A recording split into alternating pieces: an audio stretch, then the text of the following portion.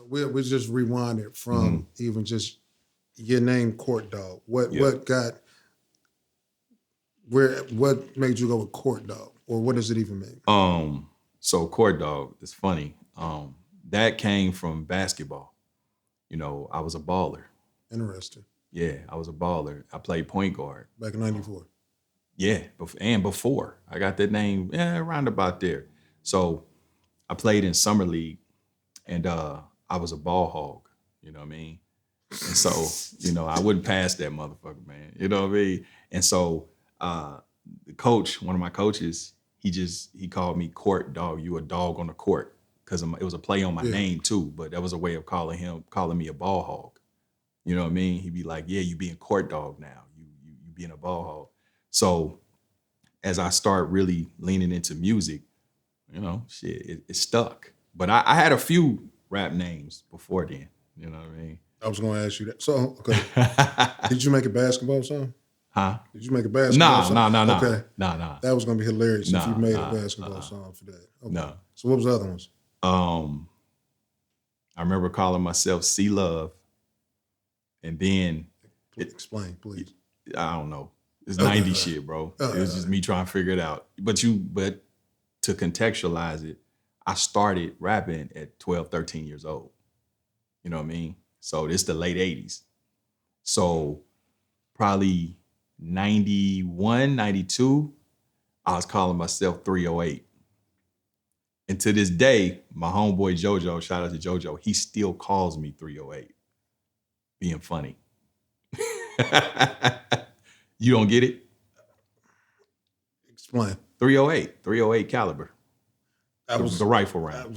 I didn't want to go there, but I'm like, because you went from love to 308. Yeah. Like, wearing the court dog, love to 308. Like, yeah. So it went bipolar, or what is going on? No, it went from C Love to 308 because I was always a gun fanatic. You know what I mean?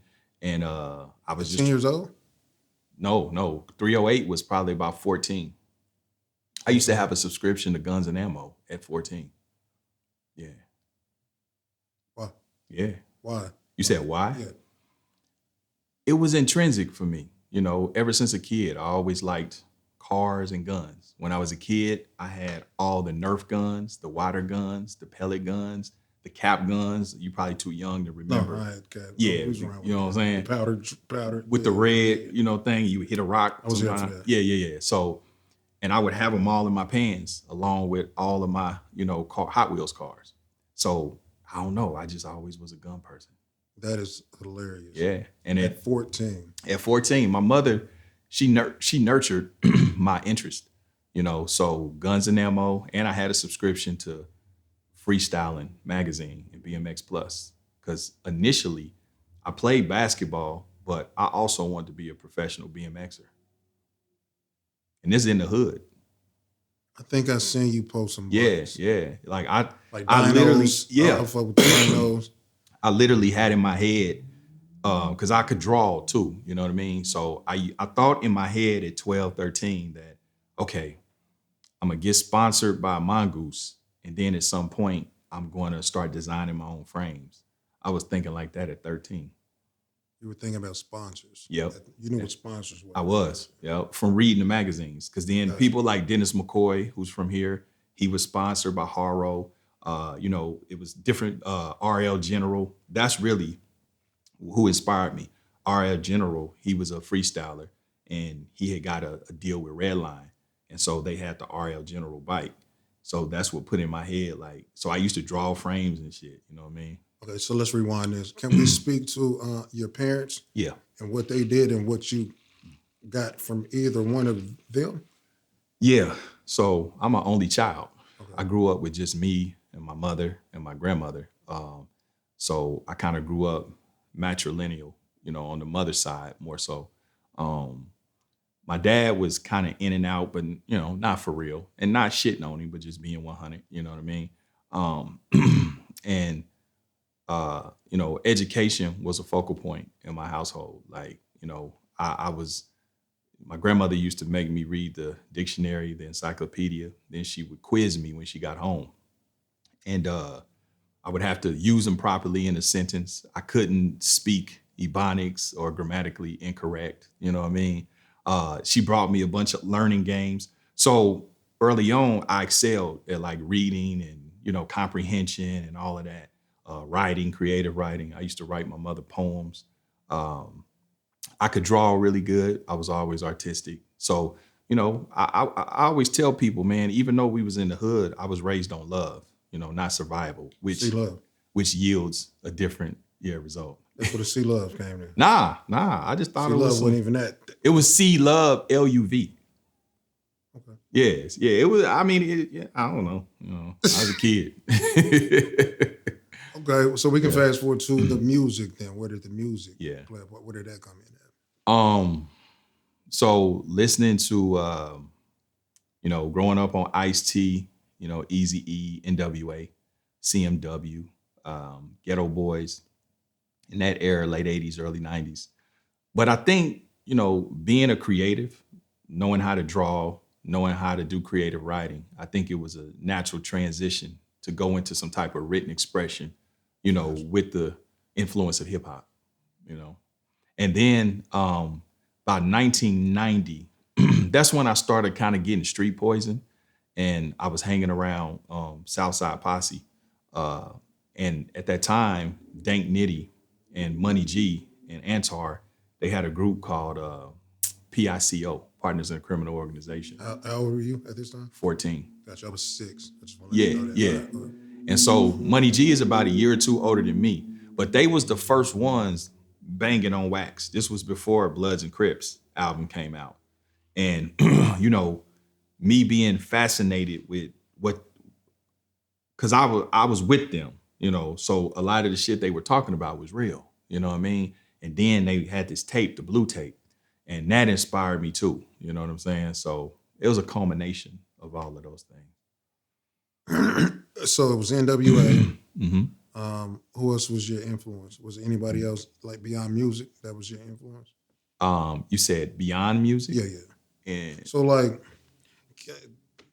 Barry Bonds.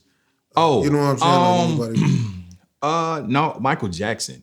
When I saw the Motown 25, I think it was 1984, when Michael Jackson introduced the moonwalk to the What was world. this? Motown 25. 19 when? 84. I was born. Gotcha. Yeah. So watching him do that and watch that magic on the stage, that's what planted the seed that I wanted to be in some type of realm of entertainment. You know what I mean? I didn't know what that was. I couldn't dance. I could break dance a little bit. You know what I'm saying? I couldn't sing. I could sing a little bit, but not enough to be a singer. You know what I mean? So yeah, that's kind of how I arrived there. Plus, I grew up in a musical household. I grew up listening to big band, Earth, Wind and Fire, Tavares, Cameo, and then coming up in the 80s, Stevie Wonder. And even, I tell people all the time, that's why I had such an eclectic ear, even when I got into rap, even when it came to samples, because before rap, if you my age, born in the 70s, growing up in the 80s, before rap, all we had was like Culture Club, and REO Speedwagon, the shit they played on MTV or TV or played on the radio. And of course we had 103, but Duran Duran and Hall & Oates, all that shit, man, we vibe with that shit. You know what I mean? So, that stuff kind of, is influential too, So how did you take off running with the music and get a bit of a success more than others? Let me see. Well, our journey was a little bit different, which, I'm sure we'll get to that, which somewhat later on will create a disconnect between us and Kansas City. So, excuse me, we started, this is, obviously pre-social media, you know what I'm saying? I was a part of a group called CCG, me and Cisco. So once you started rapping, I was a part of a group. With a group. Yeah. I was or a was part it of a group. all in one? Yeah, no, it was a group. So no, excuse me. So CCG was a group consistent when we first started in high school, 9th grade. We was like Wu-Tang. It was like 10 of us. You know what I'm saying? It whittled down to me and Cisco, right? And so it was expensive to get in the studio back then. Back then, studio time was $200-300 an hour because you had reel to reel or you had Tascam, ADAT, and I don't even know if Alesis was out at that time. So it was very expensive. So Cisco, he would finesse. He would jack for equipment. So he would get the little cheap, realistic mixer, steal it from somebody. Then we had a DR550. He probably robbed somebody for it. He had a little Casio keyboard. So we had to make do. That's how it started. We started making tapes at home. Had the mic hanging from the ceiling. We didn't even have tracks. But this was good practice because we had to rap our verse. Then he would be standing next to me, do the chorus, then do his verse, but we couldn't mess up. If you messed up, you had to go back and do it all over again. One track. You only had one track. So that was good practice, obviously. But then I say around 94, 95, they had the 4-track recorder. That changed the game for us. That was like some next level shit. So, and I think we stole that from somebody. So we got the 4-track recorder, which he figured out how to turn to 8 tracks. On that was the demo that we created that we sent off to P and the rest of the record labels.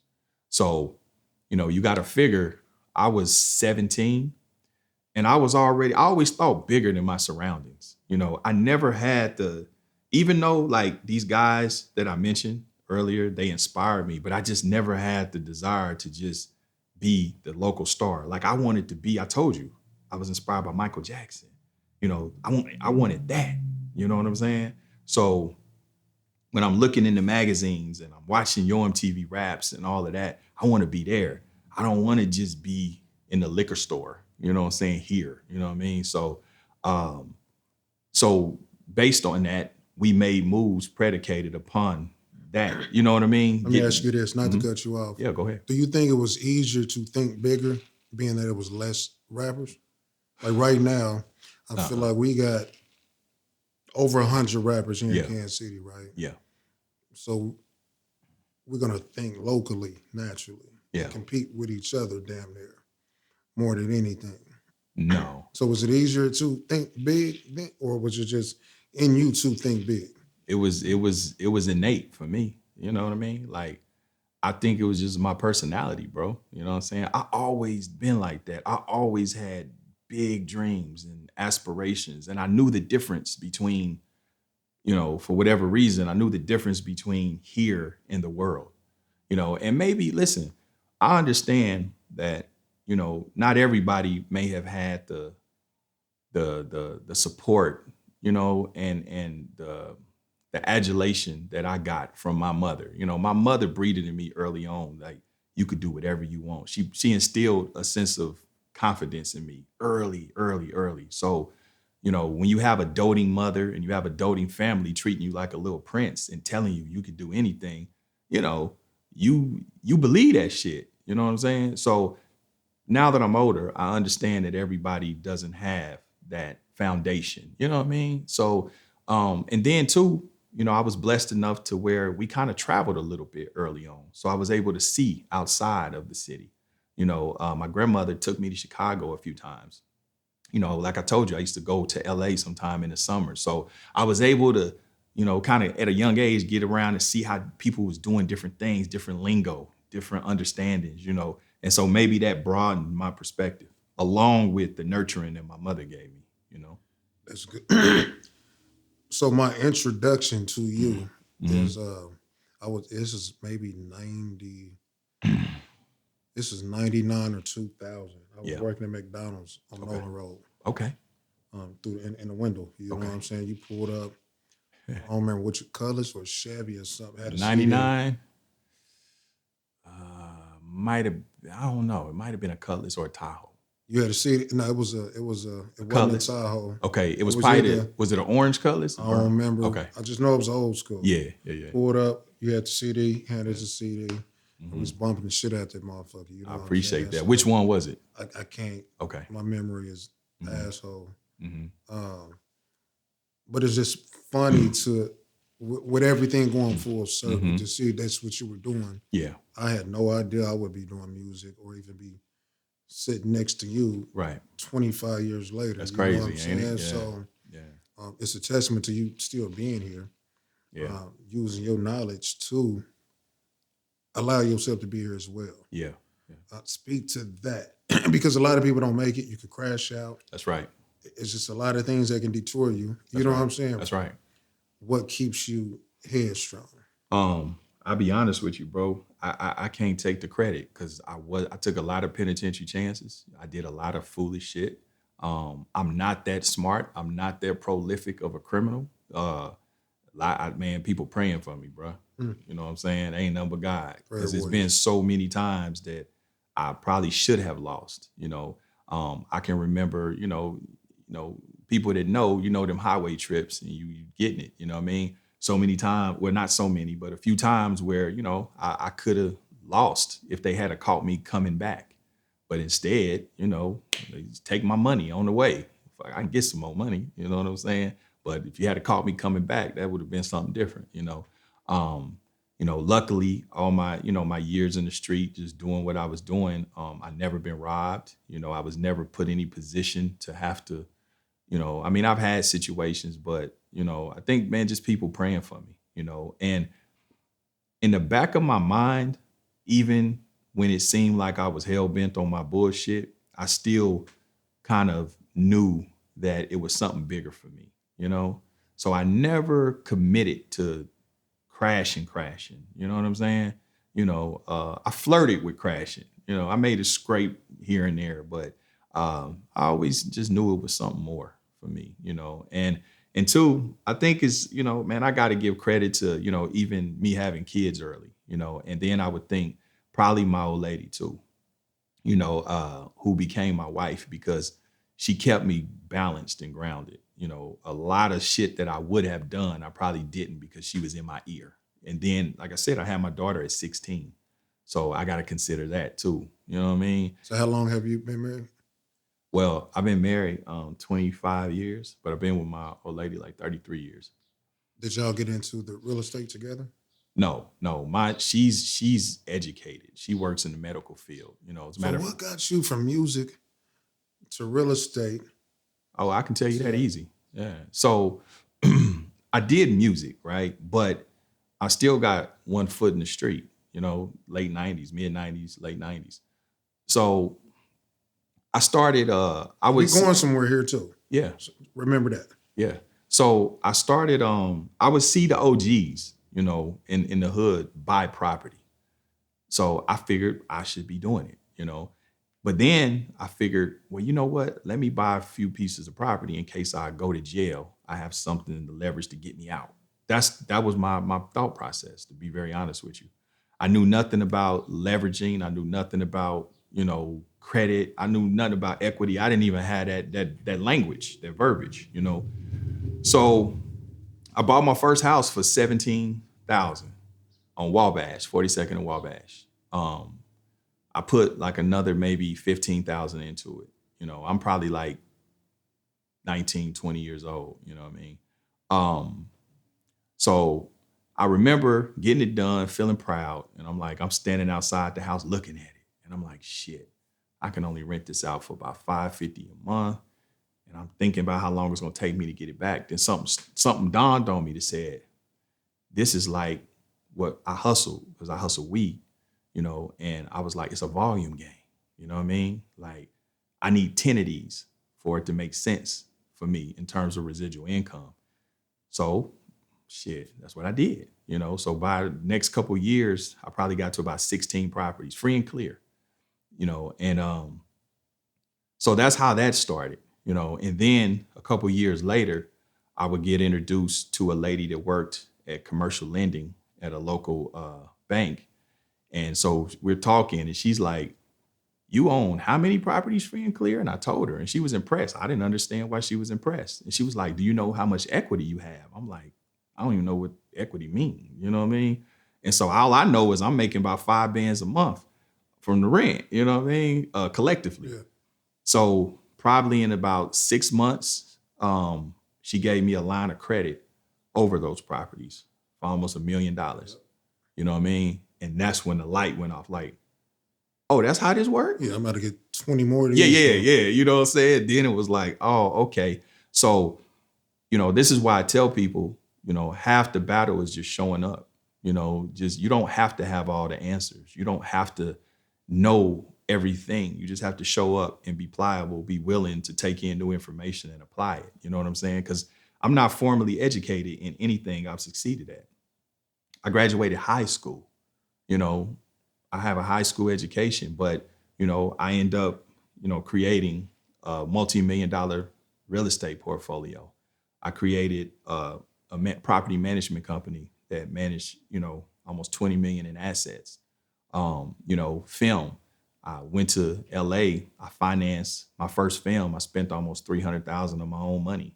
With me, I starred in it alongside Cat Williams and Lawrence Hilton Jacobs. I knew nothing about film. I just had money. And I'd taken a few acting classes. You know what I'm saying? So that's why I tell people it's important just to show up and be willing to do the work and be willing to take in new information. So is rap out of here after you got these properties? Or was it No, I was still rapping. This was around the time of Kansas City Chief, which was about 2002. And then I did the movie soundtrack. So you could fully fund your own. You don't even really need nobody. No, I never, man, listen, let me pop my collar a little bit. That's one thing that they got to understand.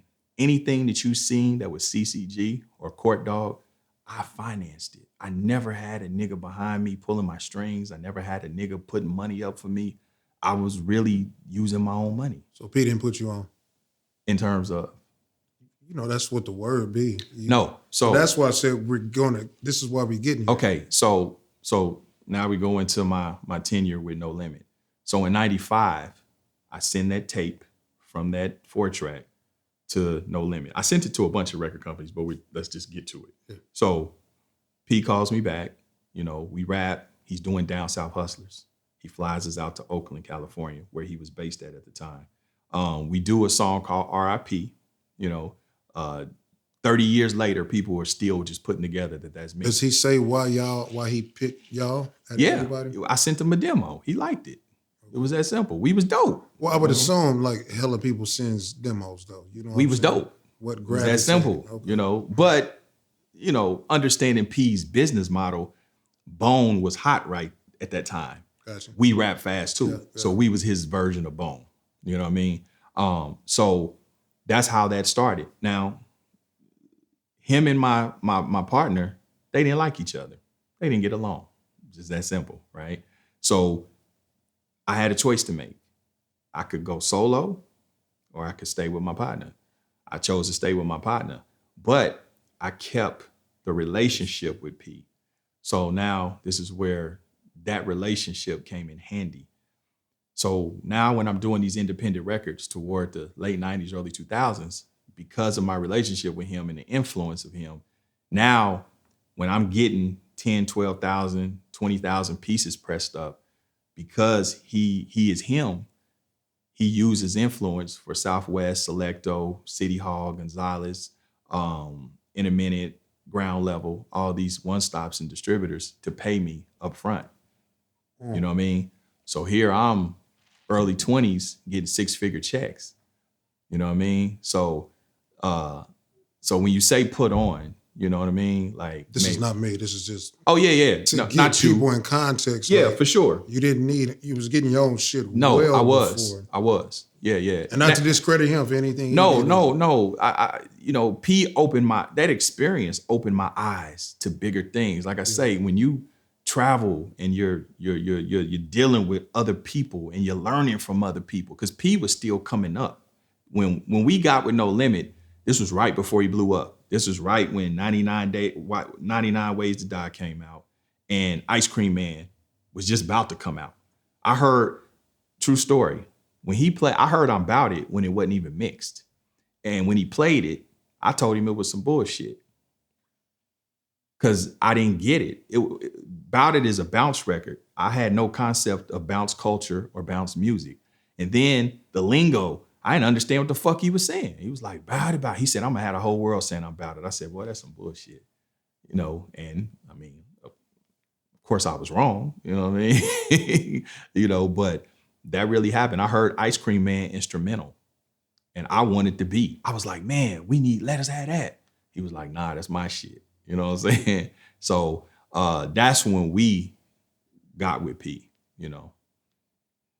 Why do you think he's not championing as much as he needs to be right now? Because he doesn't play the game. That's what I was just about to say. Once I asked that, I'm like, Yeah. well, he's not really on the internet like that. Yeah. No, it's not the internet. Doing that. It's not the internet. It's not even that, but like he's not. You're not gonna see him saying just too much though. No. P never played the game. For one, he didn't have to, and then for two, that's just not his personality. P is a he's an educated dude. P is a thinker. He's a smart dude. And P a real guy. He a real guy. You know what I mean? Like he just not wired like that. You know what I mean? He's really a regular dude. He's a project nigga. You got to remember that. P is from the projects and he very much operates like that, you know? Same with Baby. They got similar dispositions. You know what I'm saying? They really kind of use a lot of that project mentality and hustle, and they bring that to corporate America. How did you know rap was over with? Who said it was over with? Like, oh, you mean for me? Yeah. Oh, okay. About 2000, when I did the movie soundtrack, I was running on fumes creatively because the truth of the matter was I started in the late 80s. So by the time the early 2000s come around, I'm 15 years. Yeah. And then I'm seeing the landscape of music change. You know, I'm watching D4L with Laffy Taffy. Shout out to them. But the shit was getting different. Did you ever do it? What? The Laffy Taffy? No, I don't even know how to do it. You know you didn't try? You didn't I did try? not. Nah. I never did it. So I seen the game was changing. So I acknowledge now, mind you, I'm still in my early 20s. I know I'm in my mid 20s, but I had. Do you remember the movie?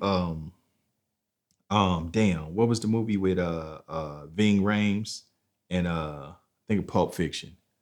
And do you remember when what's the nigga that played in the white dude when they went in and he's a boxer? You know what I'm talking about? So my followers will tell you that I have not seen shit. Okay, so let me explain black to you. movies, no movie. They took my black card. Oh, okay.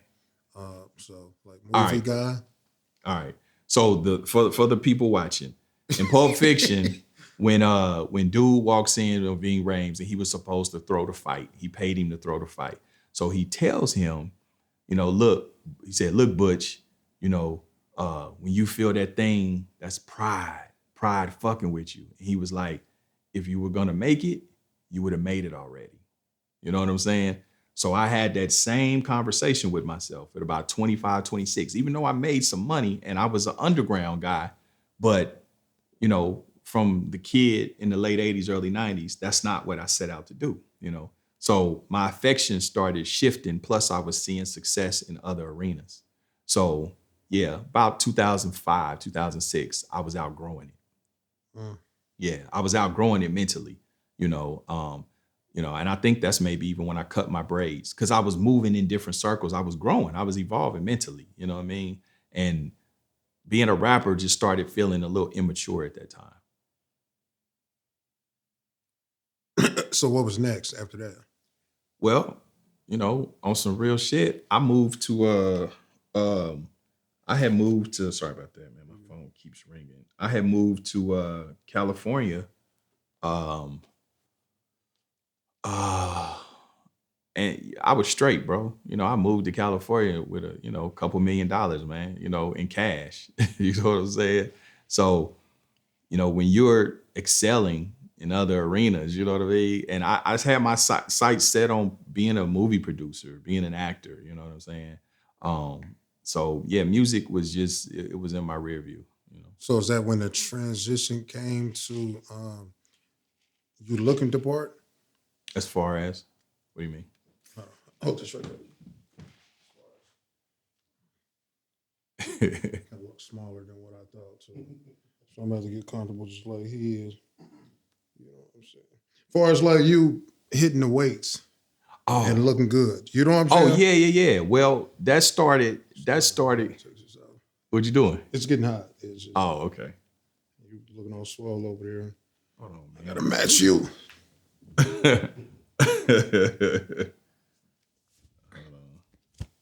My bad. I don't know why my phone is. Okay. Hold on. So anyway, oh,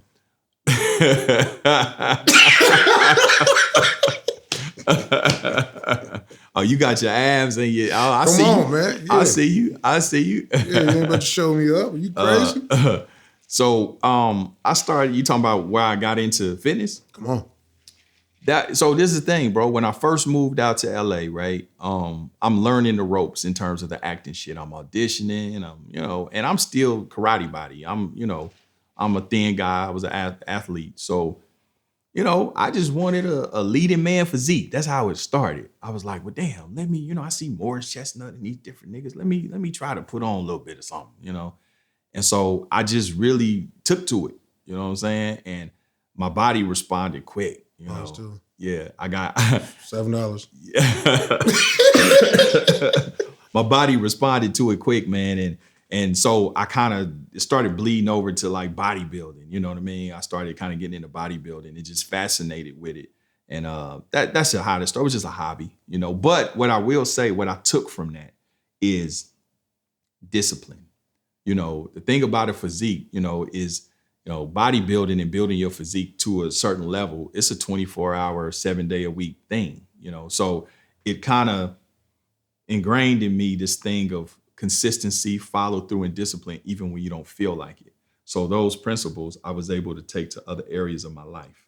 Lifestyle. Yeah. So were you ever P's bodyguard? Never. How did that get out? That was that? That was just haters, bro. That's just the haters. Really? Because when I was thin with braids like Snoop Dogg, standing next to P, nobody ever said that. But the minute that I'm just a nigga that I'm in shape.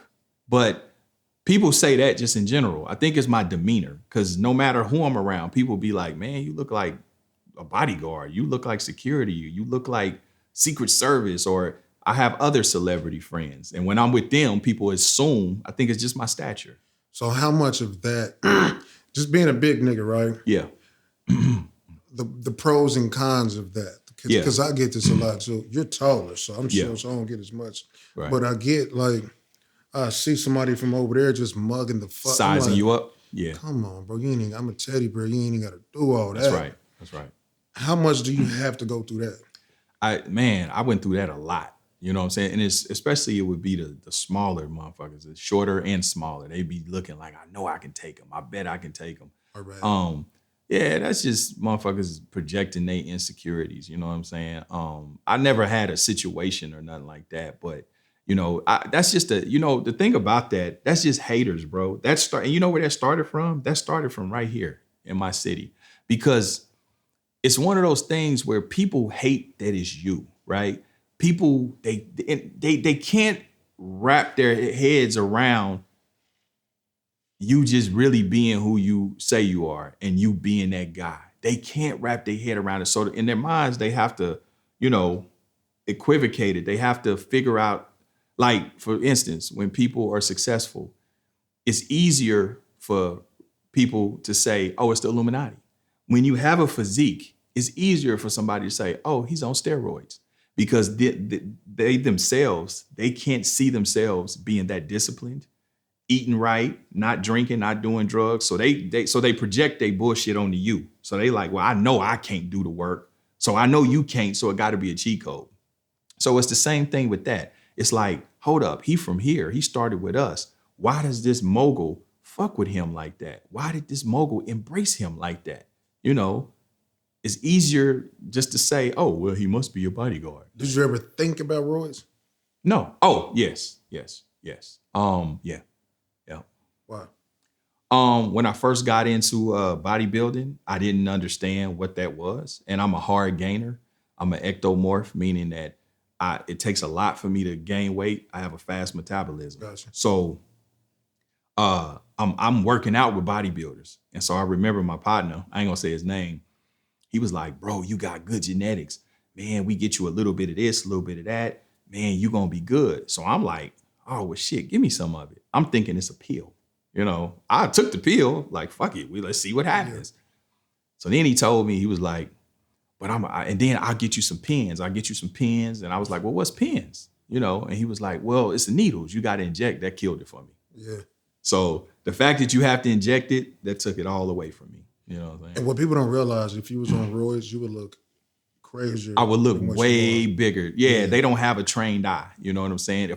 I'm 230, you know what I mean? If I was on roids, I'd be 260, 270, something like that. You know what I mean? And then the muscles, you know it when you see it. The muscles are hard, the skin is thin, you're vascular, you know what I'm saying? Bumps all over you. Yeah, like my shit is still relatively kind of soft, you know what I mean? So, you know, it's a lot of work. You know, when I picked up a weight, bro, I was like 185, you know what I'm saying? So what got the weight to stick? Muscle maturity. I've been doing it for 15 years, you know what I'm saying? And then I have to eat a lot. Once I understood the diet, that's when I really advanced, you know what I mean? Because you got to think, man, I'm eating, you know, I was eating, when I was really on my bodybuilder shit, I was eating 6 times a day, you know? I mean, between 25 and 4,000? I never counted calories. Gotcha. I was just, you know, I knew I needed red meat. I mean, egg whites, red meat, a lot of carbs, a lot of chicken and rice, you know what I'm saying? And I'm hitting the gym, you know, 4-5 times a week, and then I'm resting properly. Like it was literally a lifestyle. So once I understood how the body worked and how building muscle worked, you got to be dedicated to it. It wasn't no fucking steroids, you know what I'm saying? But you talking about 15 years though, you know, so yeah. All right, so let's fast forward. You got the music, everything. So did you come to a point where you were like, were you always creating? And I say that to what, was it ever a time where you stopped, like you wasn't doing no music, there was no movies, there was no nothing, and then you jumped into podcasting, or what gave you that itch to do? Yeah, for sure. For sure. So the podcasting journey started, as I said, kind of in high school, you know, and the reason I say that, have I told the story already? No. Okay. So, and this ties in. So as I told you, when I went to Northeast, I was barely graduating, you know. So senior year, I'm in senior English. I have on, you know, the traditional garb. I got on the blue khakis, the Cortezes, the Georgetown. You know, I look like I'm fresh out of colors. And I had to get up and read a paper. I'm just trying to graduate because I don't want to hear my mama mouth. So I get up, I read the paper. My English teacher, he says, Richardson, you have an eloquent speaking voice. You should consider public speaking. He said, you are very articulate and woo, woo, woo. At that moment, he embarrassed me because, you know, I'm a gangster. That's what I thought. I'm thugging. Fuck, nigga, I'm not small. I'm not smart like that. What are you talking about, nigga? You embarrassing me? Yeah, I'm on bullshit. You know what I'm saying? But I'm saying that to say, fast forward almost 30 years later, he was correct, you know? So I've traveled with P all over the country, and I've spoke publicly to kids, to adults. You know, I've been offered to come places and speak. He called it. I'm 17 on bullshit, you know? So in 2000, maybe 16, 17, P had a show called Doing the Most on Playboy Radio, but it was like a Howard Stern type of show, and it was visual too. He asked me to be a part of it. So I do it, and Jay Tweezy, who was our radio guy at No Limit, he still is, he's family. He was like, Court, you kind of good at this. And I was like, just talking, you know what I'm saying? So then the execs at Playboy Radio, they offered me my own show at Dash Radio.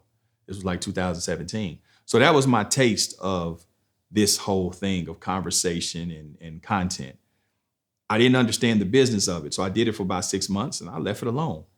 The pandemic, right? During the pandemic, I done watched everything on Netflix. I'm bored, you know what I'm saying? So I start watching podcasts on YouTube, you know, Gangster Chronicles, Drink Champs, Vlad. I'm watching everything. So then I was like, damn, I might have something to offer in this space, you know? And me and my partner, producer Ken, I was like, man, we should do a podcast where it's dedicated to our genre of music. Initially, it was gonna start like that, where we was just gonna be talking about 90s shit, SIBO, Brother Lynch, X-Rated, you know, our shit. But as I'm watching these other podcasts, I see that they have guests.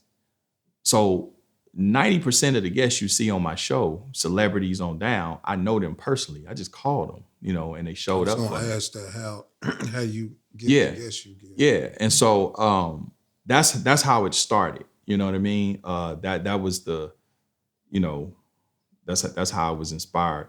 And and we did our first couple episodes during COVID, and I enjoyed it, and it was something. It's natural to me. It comes natural, and also because of, as I was studying the landscape of media and content, especially in our culture. I don't want to speak in absolutes, but I'm just saying what I was seeing. It was a lot of controversial and pejorative type shit, a lot of vitriolic shit, and I wanted to bring a level of balance to the game. I was like, I want to humanize the culture. You know what I'm saying? Like, that's cool. It's cool. That other shit is cool, but now let's have something to where we can you know let's peel back the layers. Like, I had Mob James on, you know what I'm saying? Everybody else pretty much exploits, his gang affiliation and whatever he had going on with Death Row. That's cool, but I wanted to peel back the layers and say, why did you make those choices? Why was you a Pyru? Why were you so violent? Why? And he started crying on the show, and come to find out, his mother didn't show him love. She was partial to his brother. His father used to beat him. You know what I mean? It was these things that caused him to lash out and act out. And that's how you got Mob James. Mob James was created to protect James McDonald. You know what I'm saying? And he literally figured that shit out and worked through it on my show. So I didn't just want to, exploit our traumas. Yeah, nigga, I shot 10 niggas. I went to the prison, nigga. I was on the yard, nigga. That's cool, but why? You know what I'm saying? So then hopefully we can help someone else that's trying to navigate that, or, flirting with the streets, or, going through something, and they able to get some type of direction or inspiration from the conversation. So that was important. That was what I really set out to do, was to provide balance. And it worked. A lot of celebrities, a lot of their teams reach out to me because, you know, like with Crip Mac, I brought Crip Mac on the show. Everybody else exploited him. Everybody else just wanted to clown around. Yeah. I got him on there and talked to him like a big homie. And, listen, he ended up right where I told him he would. He just got 15 years, and I warned him on camera twice, and in real life, off camera, because I already lived that life. I already know where you headed, So, and a lot of people all over when I travel, they always commend me on how I dealt with him. You know what I'm saying? And it was from a loving place too. You know what I mean? So I think we can be responsible with our platforms. We can have fun. It don't have to be, all staunch and dry. But at the same time, we can bring something meaningful. What made you go with the choice to bring your daughter on as the co-host? Yeah, Now, man. Uh-huh. now, Yeah, now. At the turn of the new year, I just wanted to figure out a way to just kind of add something. You know what I mean? Just change it up a little bit. And my daughter is super articulate, super smart, super not. I raised her on gangster rap. I raised her in the culture. And I just felt like she had something to offer as a millennial, as a woman. You know what I'm saying? A different perspective, different disposition. And it works. People love her. People love her. And she's gonna probably be taking on an even bigger role, here in the near future. And my daughter has somewhat become my brand manager. You know what I'm saying? Like, at this point, I'm taking cues from her with different things, which is it's a beautiful thing, but at the same time, it's a sobering thing, because it kind of lets you know, like, God damn, I got more time in back of me than I got in front of me. You know what I'm saying? But so, but she's really spearheaded the legacy builder community. Her and her team of experts, man, they came in like, bro, the Big Court brand is cool, is growing, but we can make it so much bigger because your followers want so much more from you. So many people would ask me about, working out, healthy living, business funding, real estate, how to monetize social media, just life stuff. So, creating the legacy builder community, that's where we focus on mind, money, and motivation. So yeah, that's my next baby. What's the goal behind that? Exactly that, to help people that are 9 to 5ers that want to make extra income, residual income, basically teach people how to monetize their talents through social media. So I asked that to who would you take on to actually help? Because you're not just going to help anybody. No, I would we help assume. anybody. Yeah, you What would join it take to get help? Oh, no. So basically, you join the community, right? So it's on an app called School, Skool. You download the app, you go to Legacy Builders with Big Court. You join, it's it's a nominal fee. It's like $47. You join, and in this community, I have coaches of experts, right? So whether it's business funding, whether it's e-commerce, whether it's life coaching, whether it's IULs with insurance, investing, all of that, content creation. I have all these coaches in one spot, and so then with that, they walk you through it on how to we've been in beta for probably the past month. I have a lady that's already made like $3,500. You know what I'm saying? So this was my way of giving back because so many people ask me so many questions. I can't answer everybody, so it's just, I pay it forward because people gave me the information. People I asked, was, gracious enough to share the information with me. So it's just my way of giving back, bro. Have you linked up with Roy Scott? Yes, he be coming to the show. He is an advisor on my daughter's platform. I was going to ask it because it sounds like, because he's in that same. Yes.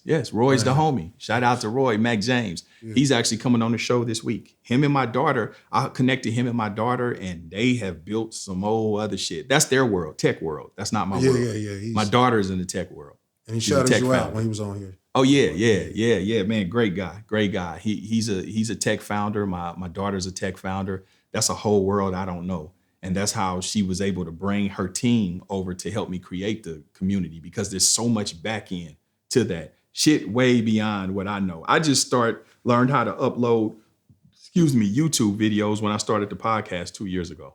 You know what I'm saying? I never uploaded a YouTube video before in my life. So what got Roy to y'all?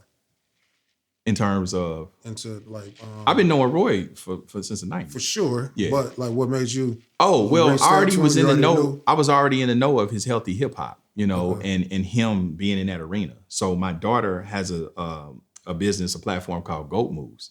So when we were talking, and it just made sense for me to connect her with Roy. You know what I mean? So I connected them, and they've been building. So. What do you owe the city? What do I owe the city? Nothing. But I choose to, give back by sharing the information. I try to make myself available, when I can, if I can. I just had a gentleman, literally, I won't say his name, but I just had a gentleman in my inbox, saw I was in town, and he basically was like, dude, he was like, man, I've been doing this.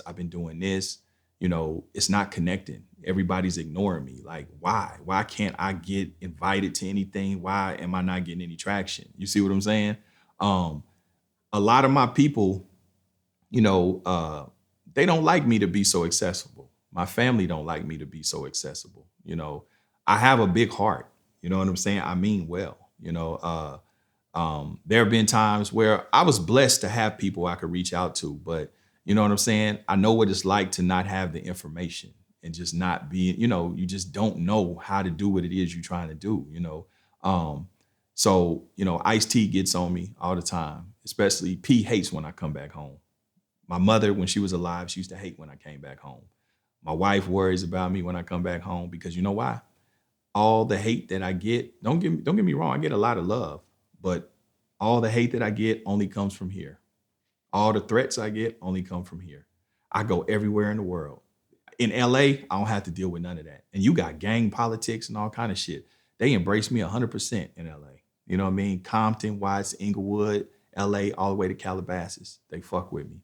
Never nothing bad. Never said nothing bad. As a matter of fact, They have their own infighting and bullshit with the content creators and the gang culture.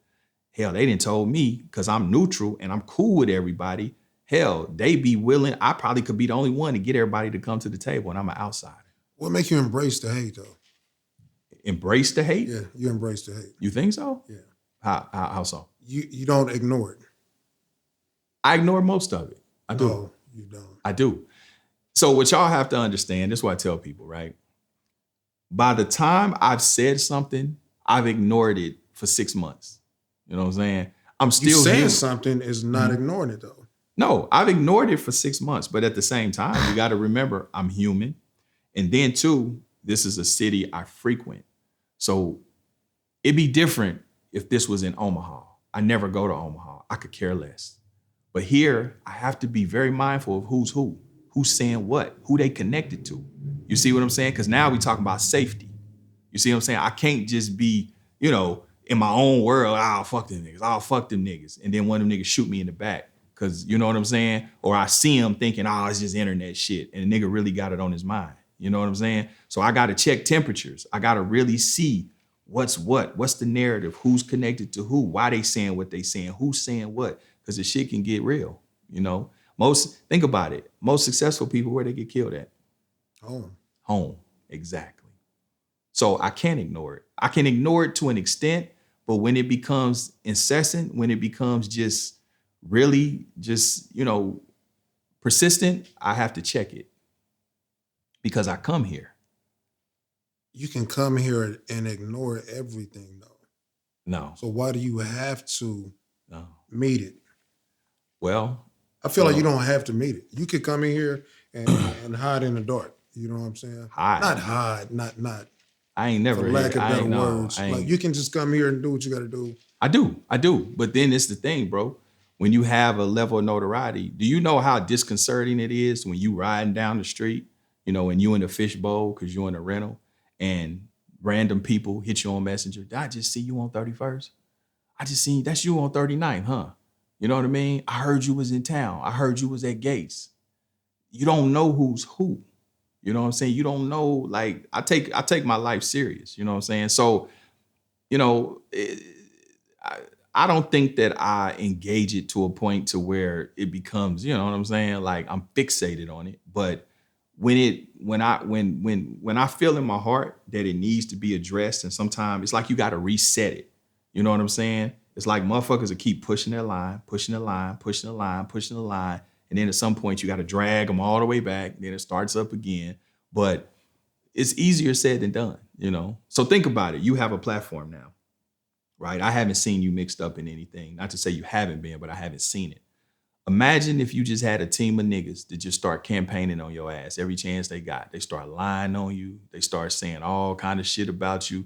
And then other people, you live here. Other people start, listening and believing that.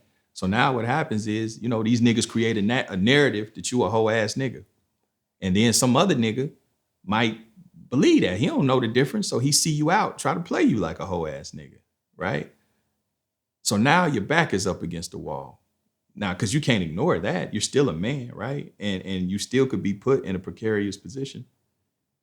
Yeah, I guess I've been here doing the media since 17 though. Yeah.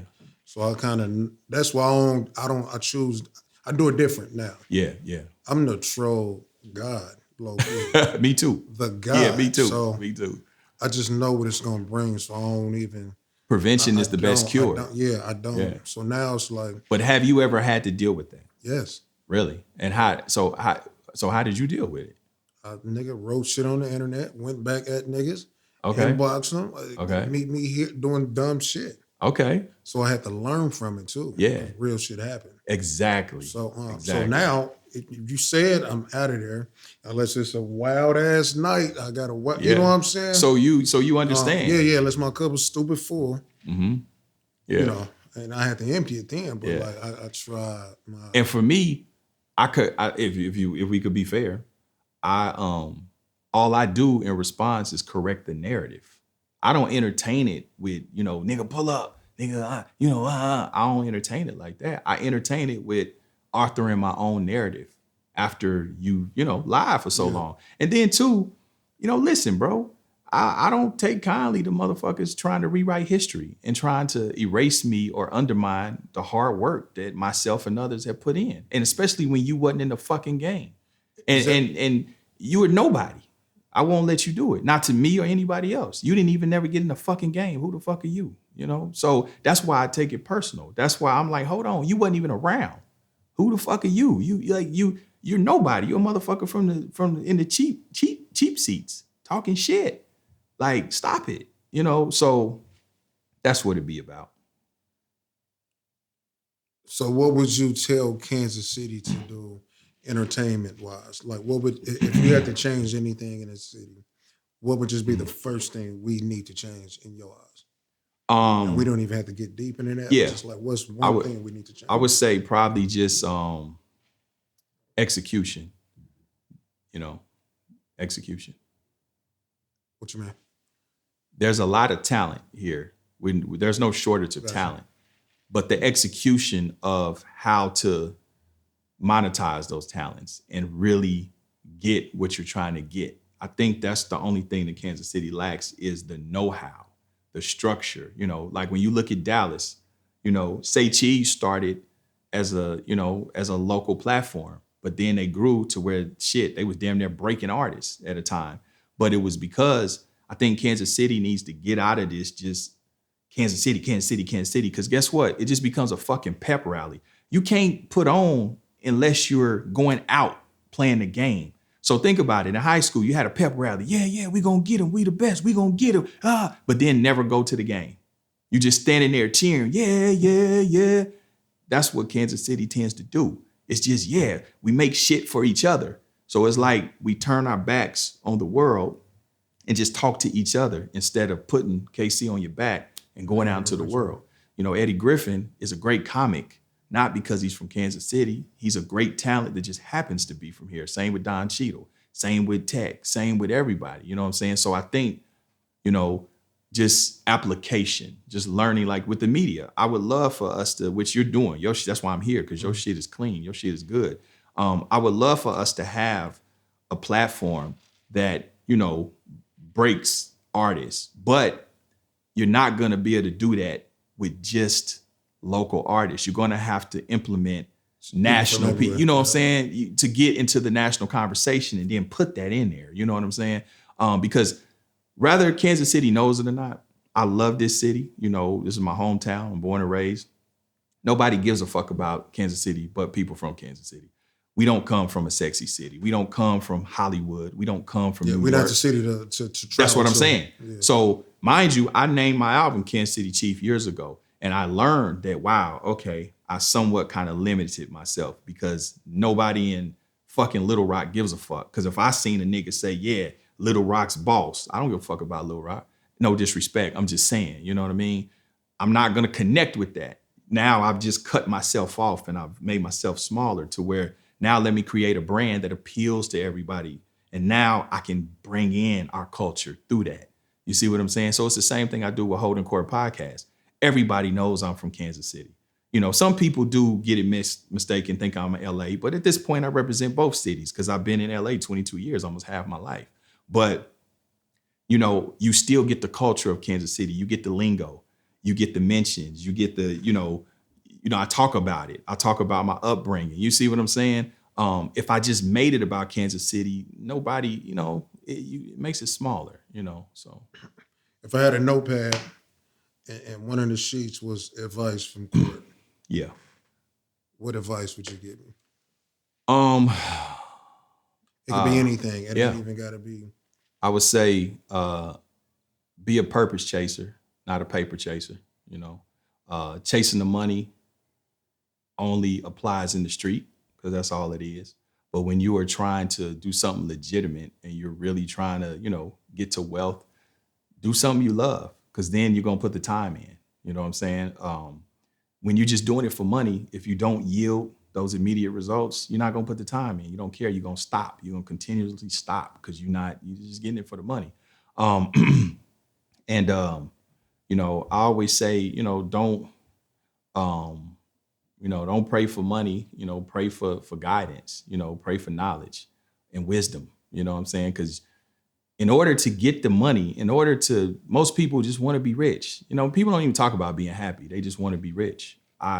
In order to be that millionaire, you have to become that person. You have to make the necessary changes mentally to become that person to get those millions. And you got to become another person to retain it. You can get some money, but most of us don't come from financial literacy, So be open to new information. That's what I would say. Be pliable, man. Like, you can be stubborn with your goals, but you got to be flexible with your methods, And that's how I've been able to excel, bro. It's just understanding that it's okay to evolve. It's okay I don't dress like I used to dress 10, 15 years ago. I don't think like I used to think. You know why? It's because I got new information. You know what I'm saying? And I'm going to continue to evolve as I get new information in. You know what I'm saying? So, that's the thing. And stop. Well, you said you. I'm talking no, to everybody. It's cool. Let's dissolve. Let's do away with Jeffing. Let's do away with the concept of Jeffing. That is that is divisive, and it doesn't work in your favor. I'm gonna tell you why. The cornerstone to any good business or building a brand is based on relationships. You know what I mean? Relationships. That's not Jeffing to respect someone and then respect you back, or to support them. Rather you like their stuff or not, but support them. Jeffing, it puts you on an island. Because if everybody Jeffing, then you wonder why there's no support. Yeah. You know what I'm saying? Because you get accused of being a Jeffer or ass kisser, or, it's okay to be positive. It's okay to want to see people win. It's okay to actually support them, because it would take more than just saying good job. You would actually have to put some effort behind that. I think once that is recognized and implemented and applied, I think we could get a lot further as a scene in media, in music. Because as I said before, there's no shortage of talent, whether it's videographers, whether it's photographers, whether it's guys making movies. It's a lot of talent here, but niggas just got to get out of that small town mentality and fuck that Jeff and shit. I didn't make it, subscribing to that. You know what I'm saying? I was like, when you said, well, how did you get these people on your show? You got to think, man, I was me for real, in real life, right? I already had relationships. I could call Jay Prince. Hey, OG, man, you going to be in LA? Can you come to my show? I know Michael Jai. We work out together. You know what I'm saying? Most of these people I know in real life, but I couldn't do that Jeffing. Man, fuck, I ain't fucking with that. Fuck that nigga. I ain't tripping on it. Nigga ain't paying me. Nigga ain't giving me nothing. You know what I'm saying? Like, that's divided. Even the 48 laws of power tell you do not put yourself on an island.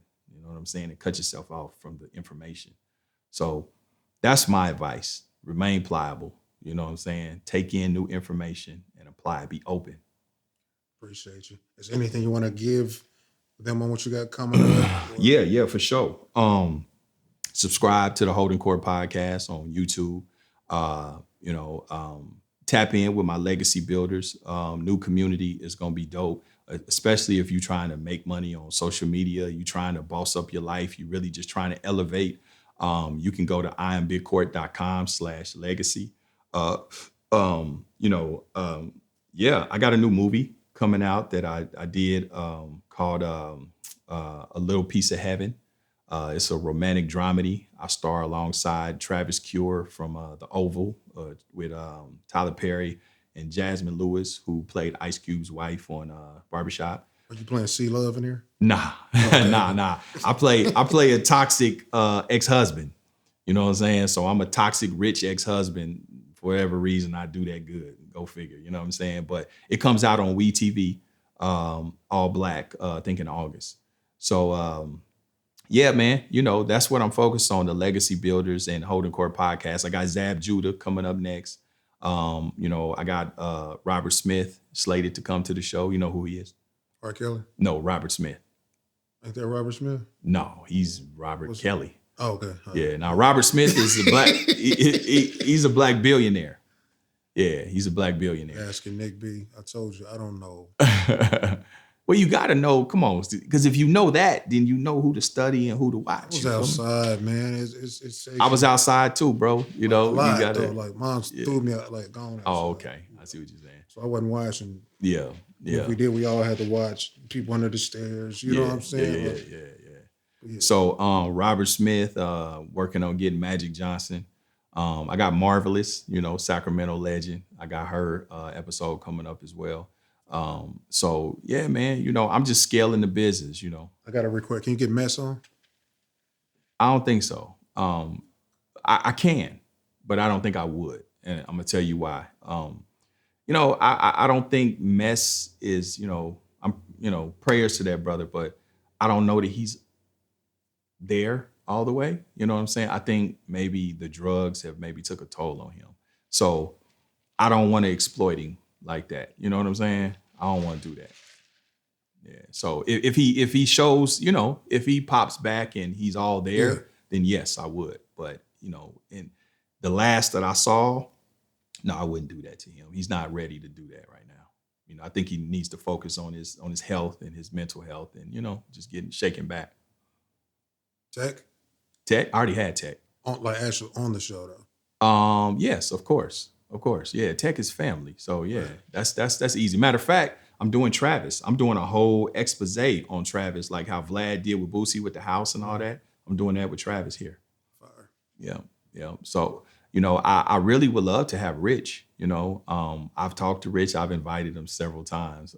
You know, Rich don't do shit like that, you know. I figured he'd do it for me, you know what I mean? But, you know, Rich is going to be rich. Maybe one day it'll happen. But yeah, you know what I'm saying? But listen, you and, you know, Scheme and some of these other cats that are doing stuff here and putting the light on it, man, y'all keep doing what y'all doing. I love it. I really do. I wish I could do it because, you know, people will talk shit. You know, I get blamed for everything. You know, oh, he don't have nobody from Kansas City. Oh, he ain't put, nigga, I live in LA. You know what I'm saying? Like, you know what I mean? I live in LA. Ain't, you know, so. What would it take for a Kansas City person to make it on there though? Tech came on. Tech been on the show. Well, like more lore. I'm gonna be honest with you. That's not necessarily what I do, right? And I know this. They may sound fucked up, but let me explain just so they can understand. So the problem with that, when you start getting into branding, right? So I landed the deal with Revolt TV. I just renewed with Revolt. 6 figures, you know what I'm saying? 6-figure deal with Revolt. The problem with that is it's about a business model. So this is what happens. If I put, you know, Willie Bobo from 35th on my show and he has absolutely no traction, he has no movement, right? You know, I can't then expect Robert Smith or like I've had Tiffany Haddish to come on my show because these people vet your platform, right? So it may take some of the credibility away, you know, if that's your business model. Now, don't get me wrong. Say Cheese built a multi-million-dollar platform, but they started like that. They started with the underground bubbling artists. That's not necessarily my business model. So would you think about having like another pod? Yes. That is what I actually want to do that. When I get time, I definitely want to make another platform specifically for up and coming artists. And I wanted to do it to where like the Arsenio Hall show where they actually perform and then come sit down with me. You know what I'm saying? Yes, it'll be because I wanted to do something like a Holding Court Underground, something like that is specialized. It specializes in that. Yes. Let me know. I'm free. You know what I'm saying? Oh, you rap? You rap? Yeah. I know you did. I'm just fucking with you. Yeah, I'm saying just pod now. I would like to interview them people. You know what I'm saying? So, like guest hosting type shit. Yeah, if I gotta, move to LA, let me know. Lay the family here. You gonna move to LA just to do that? Yeah, but no, I'm always open, bro. I mean, guest hosting, that's nothing. You know what I'm saying? Like That's how I started with my daughter as a guest host. You know, I've even invited a few of these. And I'm talking shit. I ain't really trying to just jump on it. Sound cool. Yeah, no, I'm saying, but like, even if you did like another, a smaller, not to say. I understand what you're saying. Yeah. And I would have to delegate it because I don't know that I would necessarily be the right one to do it. You know what I'm saying? So I'm about what works. I don't operate off ego. You know what I mean? If it's a better person for that particular thing, then that's why I think it would need to be another. Yeah, I agree. Need to. I agree. So you can just I think look and be cool. You know, this is the thing, bro. I when I came up with the concept of the idea of wanting to do that type of thing, I said, nah, I can't do that because I'm too paternal. I'm too, you know, I'm like, I've been a parent 85% of my life. So when I'm talking to these young niggas, it's like, I'm not your equal. I may look young and I may be able to vibe with you, but I'm not your equal. And I'm not gonna identify. I can respect you as a young man, but we're not the same, you know what I'm saying? So it's gonna come off a little more parental big brother type, you know.